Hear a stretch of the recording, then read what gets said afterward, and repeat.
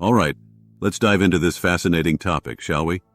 Imagine you're sitting in your favorite armchair, cup of tea in hand, as we embark on a journey through one of the most intriguing and misunderstood events in American history, the Salem Witch Trials. Most of us learned about the Salem Witch Trials in school, right? A bit of mass hysteria, some false accusations, maybe a dash of ergot-infected rye bread, and voila, witch hunt. But what if I told you that the real story is far more complex, more nuanced, and frankly more fascinating than what you read in your high school textbook? Now I know what you're thinking. Oh great, another rehash of that old story.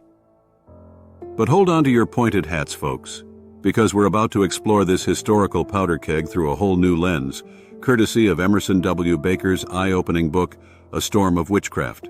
Now let's talk about Baker's perfect storm theory. You know how meteorologists sometimes talk about multiple factors coming together to create a massive hurricane? Well, Baker applies that same concept to the Salem Witch Trials.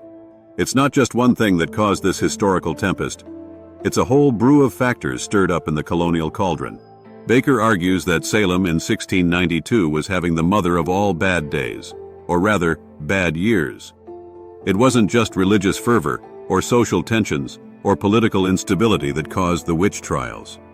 It was all of these things and more, creating a perfect storm of circumstances that allowed hysteria to take hold and flourish. This is where Baker's approach really shines. Instead of looking for a single smoking broomstick, he examines how multiple factors intersected and amplified each other. It's like he's piecing together a historical jigsaw puzzle, showing us how each piece fits into the larger picture. Baker's work reminds us that historical events, like the people who lived them, are complex and multifaceted. It's a bit like trying to understand why your eccentric Aunt Mildred collects garden gnomes. There's never just one reason, is there? All right, let's set sail into the turbulent waters of colonial politics. Picture this. It's 1692, and New England is about as stable as a canoe in a hurricane. Why, you ask? Well, grab your powdered wig and let me tell you about the charter crisis. Back in the day, the Massachusetts Bay Colony had a sweet deal with England, a charter that gave them a lot of autonomy. But in 1684, King Charles II said, "Not so fast, colonists," and revoked that charter. Suddenly, the colonists found themselves in a political limbo. It's like showing up to a party and realizing you forgot to bring your invitation. Awkward. Enter Sir William Phips, our new governor. Now, Phips wasn't your typical stuffy politician. This guy had a rags-to-riches story that would make Horatio Alger blush. He started as a shepherd, became a ship's carpenter, and then struck it rich by salvaging treasure from a sunken Spanish galleon. Talk about a career change. But here's the twist. Phips arrives in Massachusetts in 1692, right as the witch trials are kicking off. Imagine starting a new job and walking into the middle of the office Christmas party gone horribly wrong. That's essentially what Phips faced.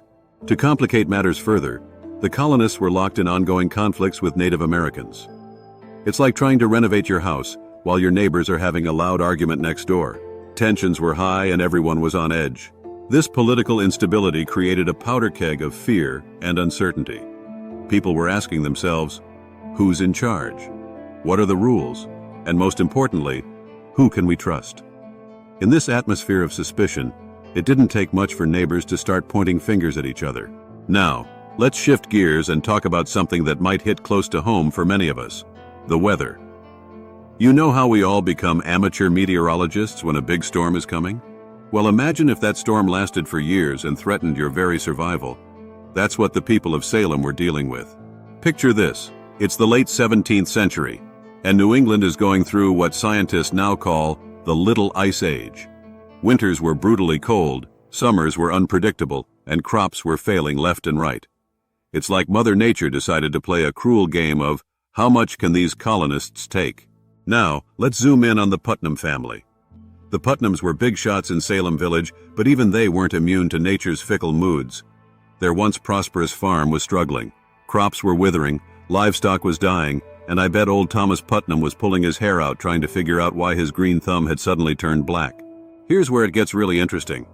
Some historians, including Baker, bring up a controversial theory that's sure to spice up your next trivia night. Ever heard of ergot poisoning? Ergot is a fungus that can grow on rye and other grains, especially in damp, cool conditions. You know, like the ones Salem was experiencing. Here's the kicker. When ingested, ergot can cause hallucinations, convulsions, and other symptoms that, to 17th century eyes, might look an awful lot like, you guessed it, witchcraft. It's like the colonial version of eating the wrong mushrooms at a party, but with much more severe consequences. The important takeaway here is that environmental stressors were pushing Salem to its limits. When crops fail and winters are harsh, people get desperate. And desperate people, well, they sometimes do desperate things, like accusing their neighbors of consorting with the devil. Now let's take a leap into the spiritual realm of 17th century New England. Buckle up, because we're about to dive into a world where the line between the natural and supernatural was blurrier than your vision after a night of colonial ale. Picture this. You're living in a Puritan community. No, I don't mean you have to wear those funny hats with buckles. That's actually a myth, by the way. I'm talking about a society where religion isn't just a Sunday morning affair. It's the air you breathe, the water you drink, the very fabric of your existence. Enter Cotton Mather, a man whose influence on colonial America was about as subtle as a lightning bolt in a clear sky. Mather wasn't just a preacher. He was a religious rock star of his time. Imagine if your local pastor had the charisma of a TED Talk speaker and the following of a pop idol. That was Cotton Mather. Mather and his fellow Puritans believed in a world where God and the devil were locked in a cosmic battle. And guess what? New England was smack dab in the middle of the battlefield. It's like they were living in a spiritual war zone, and everyone was a potential soldier or traitor. The Puritans didn't just believe in God. They believed in a whole supernatural smorgasbord. Demons, specters, evil spirits, you name it, they believed in it. It's like they were living in a real-life episode of Supernatural, minus the cool classic rock soundtrack. This fear of the supernatural wasn't just idle speculation. For the Puritans, it was as real as the ground beneath their feet. Imagine living in a world where every misfortune, every strange occurrence, could be the work of dark forces. Your cow stops giving milk? Must be witchcraft. Your child falls ill? Clearly a witch's curse. This religious context created a powder keg of fear and suspicion. In a world where the devil could be lurking around every corner, accusing your neighbor of witchcraft wasn't just plausible, it was almost expected. Now, let's dive into the soap opera that was Salem's social and economic landscape. Trust me, it's got more drama than your favorite reality TV show, and the stakes were a lot higher than who gets the final rose. Picture Salem not as one cohesive community, but as a town divided. On one side, you've got Salem Town, the coastal mercantile hub with its fancy shops and worldly attitudes. On the other, there's Salem Village, the rural agricultural area where life moved at a different pace. It's like comparing downtown New York to a small Midwestern farm town, but squeezed into a much smaller area. Now, let me introduce you to the stars of our colonial drama, the Porter family and the Putnam family. If Salem was a high school, these two would be the rival cliques fighting for prom king and queen. The Porters were the cool kids of Salem Town. Merchants, well-connected, probably had the colonial equivalent of the latest iPhone. The Putnams, on the other hand, were the big fish in the small pond of Salem Village. Farmers, traditionalists, likely still using last year's model of, well, plow. This wasn't just about who had the nicest horse and buggy. The Porters and Putnams were locked in a tug-of-war over resources, influence, and the very identity of Salem. Should it embrace change and commerce, or stick to its Puritan roots? It's like watching a colonial version of Sharks versus Jets, but with more buckled shoes and fewer dance numbers.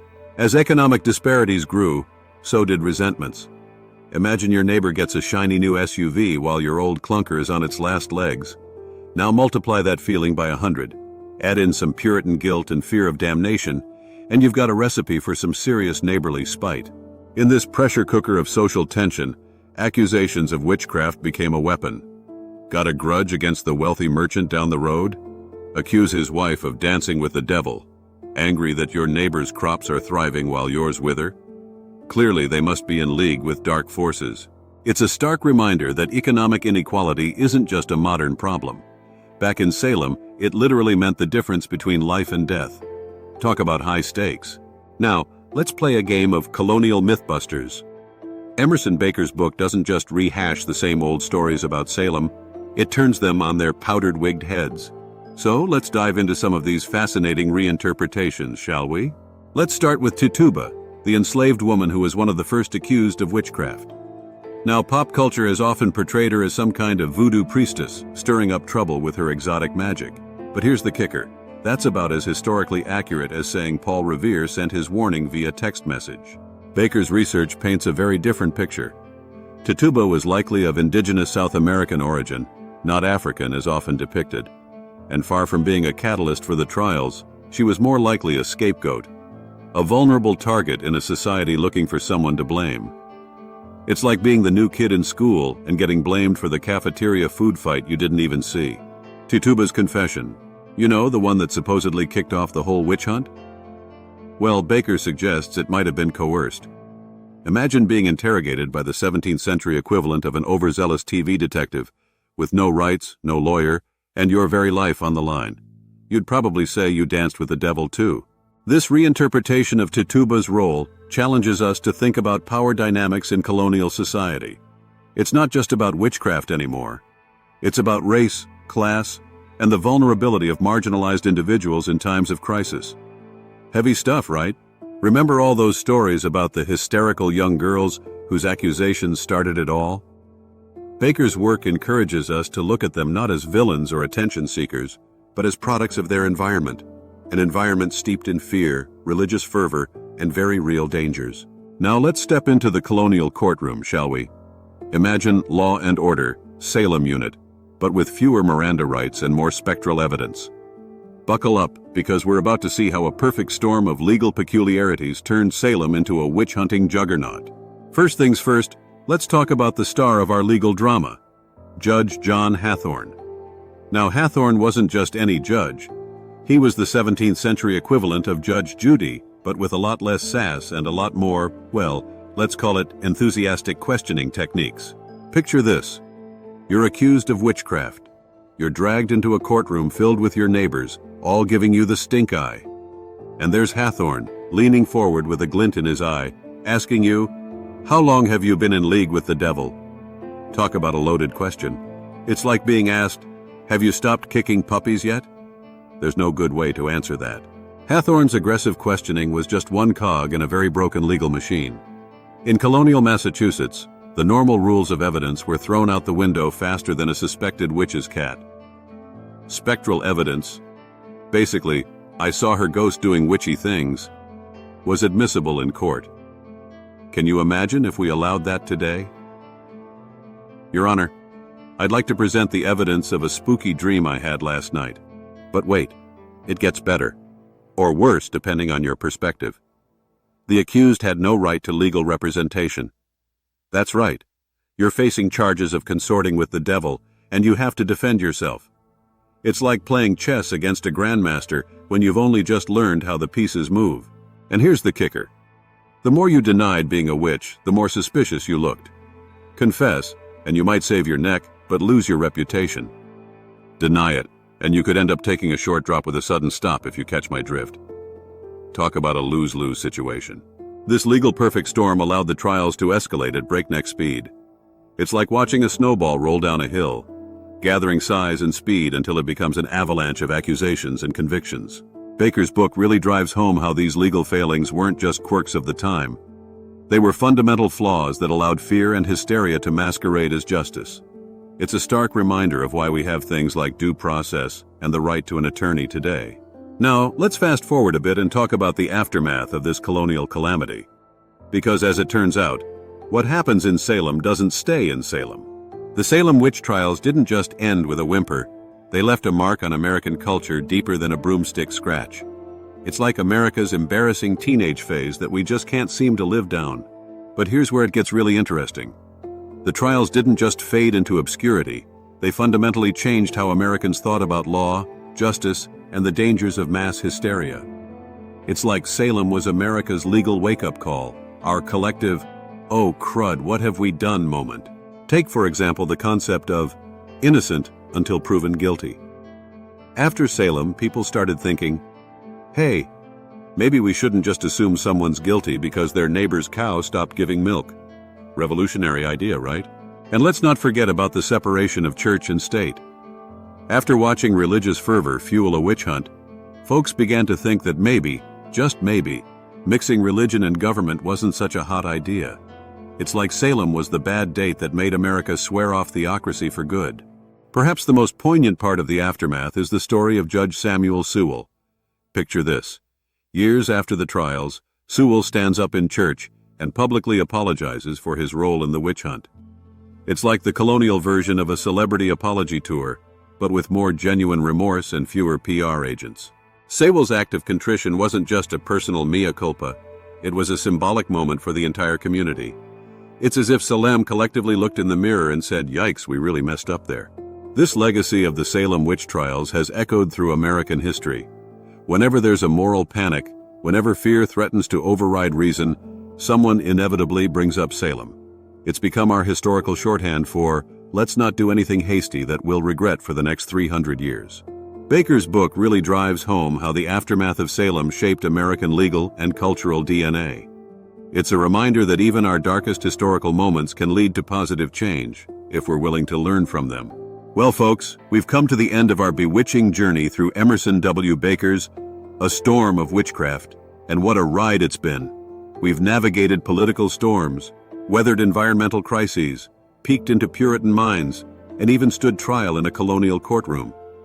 If your head's spinning faster than a witch on a broomstick, don't worry. That's just the sweet dizziness of newfound historical perspective. So, what have we learned? Well, for starters, we've seen that history isn't just a series of dates and names to memorize. It's a complex tapestry of human experiences, motivations, and consequences. The Salem Witch Trials weren't just about superstitious people doing crazy things. They were the result of a perfect storm of political instability, environmental stress, religious fervor, social tensions, and a legal system that was about as fair as a rigged carnival game. Baker's book challenges us to look beyond the simplistic narratives we might have learned in school. It's like he's handed us a historical magnifying glass and said, take a closer look. Things aren't always what they seem. Before we part ways, don't forget to like this video if you enjoyed our historical adventure. Subscribe to the channel for more deep dives into history's most fascinating events. And if you want to get your hands on A Storm of Witchcraft, you'll find a link to purchase the book in the description below. This is your favorite history professor signing off. Until next time, keep questioning, keep learning, and for goodness sake, be careful who you accuse of witchcraft.